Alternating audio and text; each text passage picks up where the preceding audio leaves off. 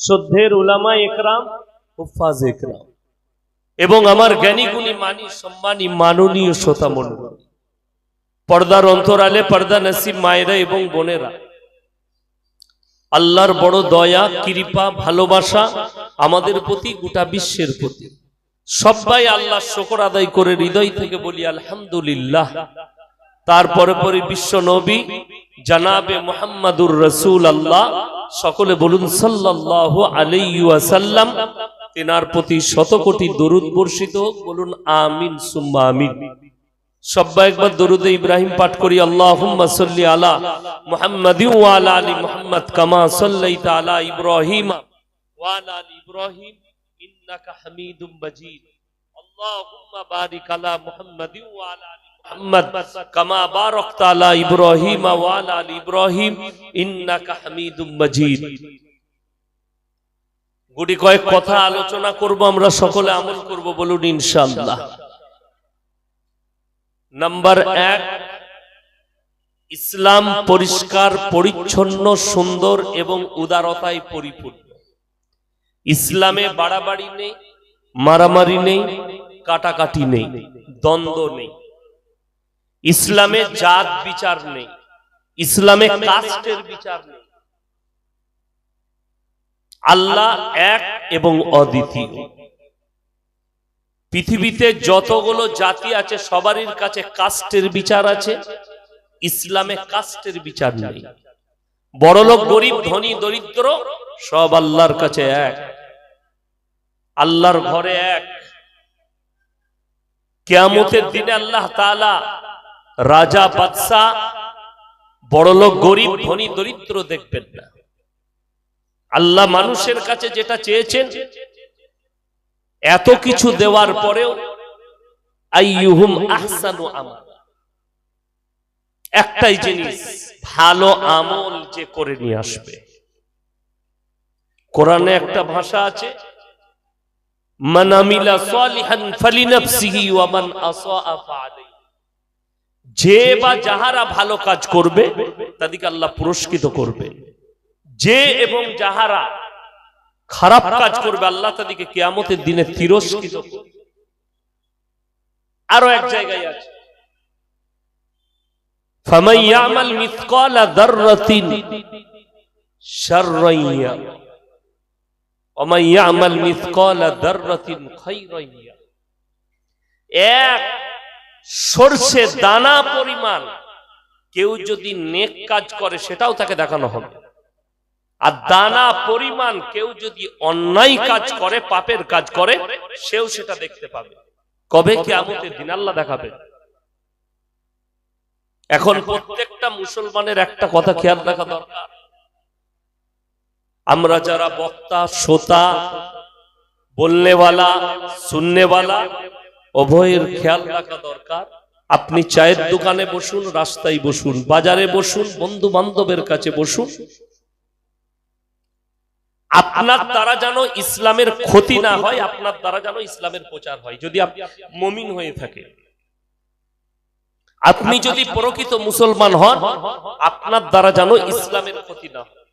কোরআনে আছে, ওয়ালা তাসুবুল্লাযীনা ইয়াদউনা মিন দুনিল্লাহি ফায়াসুবুল্লাহা আদওয়াম বিগাইরি ইলম। তোমরা তাদেরকে গালি দিও না যারা আল্লাহ ছাড়া অপরকে রব হিসাবে বিশ্বাস করে, অপরের উপাসনা। তার মানে এর ব্যাখ্যা বিশ্লেষণ হচ্ছে, তোমরা কারুর দেবদেবীকে কারুর ধর্মকে গালি দিও। সে অজ্ঞাত অবস্থায় তোমার আল্লাহকে গালি দিলে তোমার ক্ষতি হবে। আমাদের দেশে আমি অনেক মোবাইলে দেখতে পাই, অনেক বক্তা আছে, পঞ্চম বেদী, চতুর্বেদী, অষ্টম বেদী বক্তা, মন্ত্রও পড়ে স্টেজ। অন্য ধর্মের অমুসলিম ভাইদের ধর্ম দেবদেবীর জন্য খারাপ কমেন্ট করে, উল্টো পাল্টা বলে। এই বক্তাদের কাছে কোরআন হাদিসের জ্ঞান নাই, মাথায় রাখবে। যদি থাকতো, আল্লাহ স্পষ্ট নিষেধ করেছে তোমরা কারুর দেবদেবীকে কারুর ধর্মকে গালি দিও না। সে অজ্ঞাত অবস্থায় তোমার আল্লাহকে গালি দিয়ে বসবে, আর এটার জন্য দায়ী এবং পাপী তুমি হবে। যদি বলেন আপনি বুঝাতে পারবেন না, সিস্টেমেটিক্যাল আছে, অবশ্যই আপনি আপনার ধর্ম প্রচার করুন, আল্লাহ শিরকের যে পদ্ধতি বলেছে আপনি প্রচার করুন, আল্লাহ বেদাতের যে পদ্ধতি বলেছে প্রচার করুন। আপনি ইব্রাহিম নবীর একটা উদ্ধৃতি দেন কোরআন থেকে। ইব্রাহিম নবী নিজের আব্বাকে দাউদ দিয়েছেন এইভাবে যে আল্লাহ ব্যতীত অপরকে মানা যাবে না।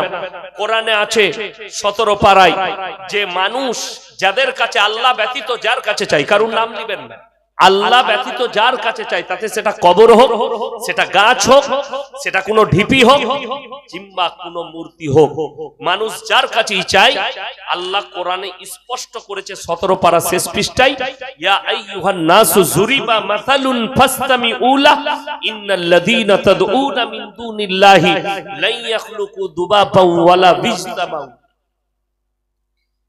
হে পৃথিবীর মানুষ, তোমরা যাদের কাছে ভালো মন্দ চাইছো তাদেরকে জিজ্ঞেস করো, তারা একটা মাছি পর্যন্ত সৃষ্টি করতে পারে না।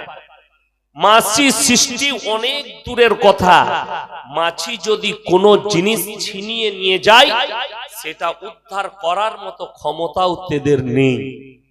আচ্ছা, এই যে আমি ভাষাটা বললাম কোরআনে, এখানে কারুর নাম করে গালি দেওয়া আছে? কথা বলে না? কোন ধর্মের নাম করলাম? কারুর নাম করলাম না। আল্লাহ বুঝিয়েছেন এত সুন্দর করে, হিকমত এটা। আপনি ডাইরেক্ট কেউ কি বলতে পারেন না, কারুর দেবদেবীকে গালি দিতে পারেন। আজকে শুনেলেন ইস ঘর কো আগ লাগি ঘর কি চিরাগ সে, মুসলমান তোমরা নিজেদের ঘরে নিজের আগুন ধরিয়েছো, অপরকে গালি দিয়ে লাভ নেই। আপনাকে আমি এখানে প্রমাণ দিয়ে যাব। ভারতে বর্তমানে 30 কোটি মুসলমান আছে, এর মধ্যে 10 কোটি মুসলমান আছে কিনা সন্দেহ আছে। মুসলমান আছে কিনা এটা সন্দেহ আছে। যদি বলেন তার কারণ কি? যতজন ভারতে গালি দিচ্ছে নবীজিকে, কোরআনকে, আল্লাহকে, রসুলকে, আলেমকে, মসজিদকে, মাদ্রাসাকে, ইসলামকে যারা গালি দিচ্ছে বেশিরভাগ মুসলিম ঘরে জন্ম নিয়েছে। তসলিমা নাসরিন হিন্দু ঘরের না মুসলিম ঘরের? কথা বলে না এরা? মুসলিম ঘরের, জন্মটা মুসলিম ঘরে নিয়েছে। কিন্তু জানেন, আমি একটা জলসায় বলেছি, সে হচ্ছে হারামের সন্তান। অনেক শিক্ষিত লোকের আমি দেখলাম ফেসবুকে কমেন্ট করেছে, আপনি জানেন না বকছেন। যাদের মনে হচ্ছে শিক্ষিত লোক, যারা তসলিমা নাসরিনকে ভালোবাসেন, ভালো লেখিকা মনে করেন, তার লজ্জা বইটা পড়বেন। তার লজ্জা বইতে সে নিজে লিখেছে, আমি আমার চাচাকে, আমার মাকে আমার চাচার মশারিতে দেখেছি। যার জন্ম যার চাচা দিয়েছে সেটা বৈধ না অবৈধ বাবা? অবৈধ। তাহলে সে নিজে প্রমাণ দিচ্ছে যে আমি হারামের সন্তান, অবৈধ।